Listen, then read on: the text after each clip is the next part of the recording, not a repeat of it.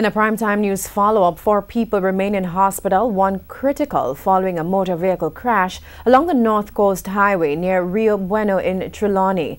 The police have confirmed that speeding was a factor. We'll have more on that in a moment, but first, we have accounts from eyewitnesses about how it all unfolded. TVJ Shamela Mitchell reports.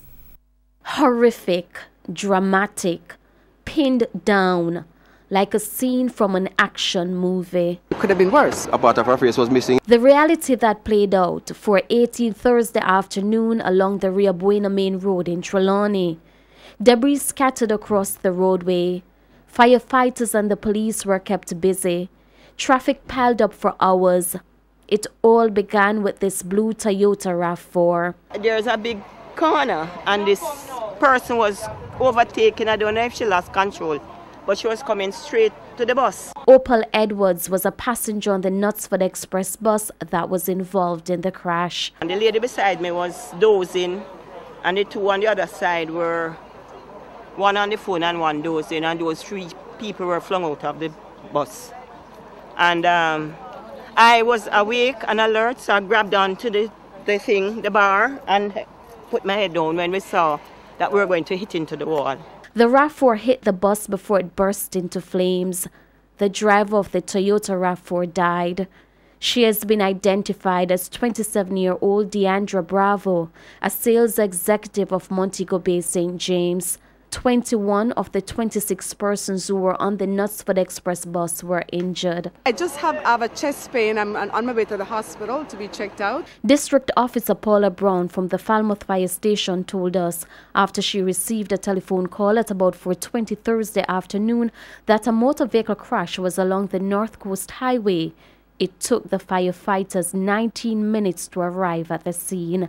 By then, the RAV4 was already in flames. A crew from the Falmouth Fire Station responded in 5-81 along with the officers. As a result, there were 21 personnel with assistance from the St. Anne's Bay Fire Station that assisted us with 2 units. On arrival at location, a motor car was seen on fire.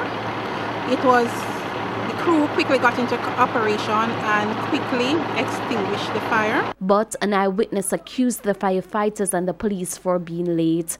We tried using like dirt and sand and it just wasn't working. Fire came up, started again, and she just burned to death. Because the fire truck, police, they were very, very tardy in coming here, yeah?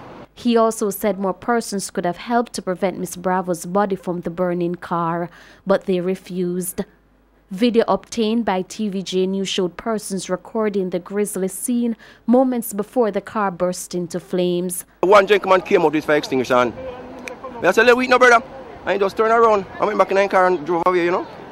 That was just it. So it's just, you know, people being just hard, you know. I don't know. She was dead already. Yeah. I mean, the family would actually have a body to bury, you know. But now she's totally burnt out. There have been several crashes along this section of the highway, but residents argued that this is perhaps the most gruesome in recent history. Shamela Mitchell, TVJ News.